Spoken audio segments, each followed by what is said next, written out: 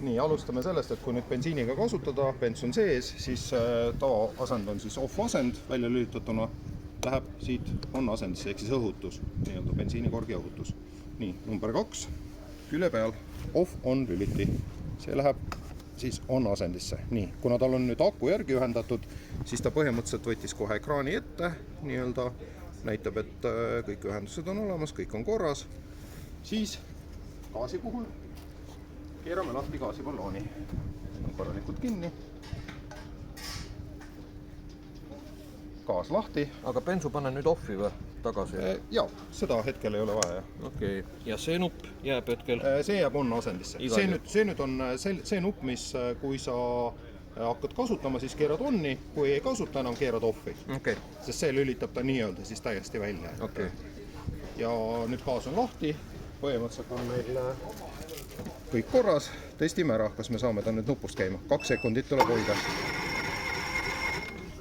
Nii, paneme uuesti algus ongi selline, kus ta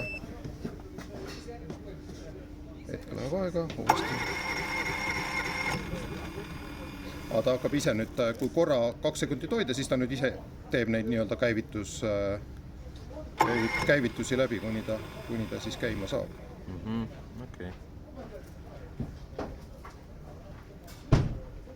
Kas ta saab siit piisab gaasi. Näed, sai gaasi kätte. Aga ma panin tähele, et tal oli vist kuskil see, et saad nii-öelda murutraktori moodi ka käima tõmmata? Jaa, külje peal on tal nöör ka täitsa olemas. Ja seda kasutatakse mis puhul? No, seda kasutatakse näiteks siis, kui sisemine aku on tühi. Kui sul sisemine aku on tühi, siis sa ei saa teda elektrooniliselt käivitada. Siis on see, et sa pead ta tõmmama sealt.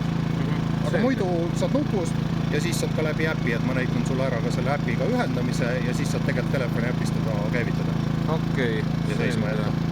Selge, seda mingit asja tal ei ole, et ta näitaks palju nii-öelda mingid andurid, mis kütuse jääke peaks näitama? Gaasi puhul nüüd ei näita, jah. Aga bensu puhul ta näitab. Bensu puhul ta näitab ka järele jäänud tööaega sul ja vastavalt koormusele siis ja paagi siis täituvust. Mis see on?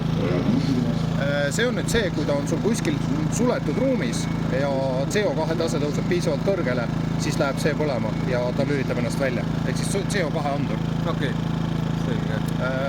Oil alert on siis see, kui oili tase on madal, eks ole.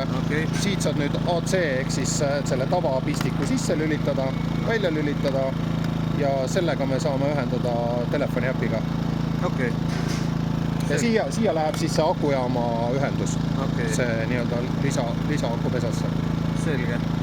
AC väljundeid on üks tal, jah? Üks AC väljund on, jah. Selge, sinna võib vabalt mingisuguse kuni 1,6 kilovatti gaasi pealt ja 1,8 kilovatti bensu pealt. Ja ütleme, et suvalise varga pesa võid taha panna? Absoluutselt. Pikendusjuhtme kõik. Selge. Nii, täname. Hästi.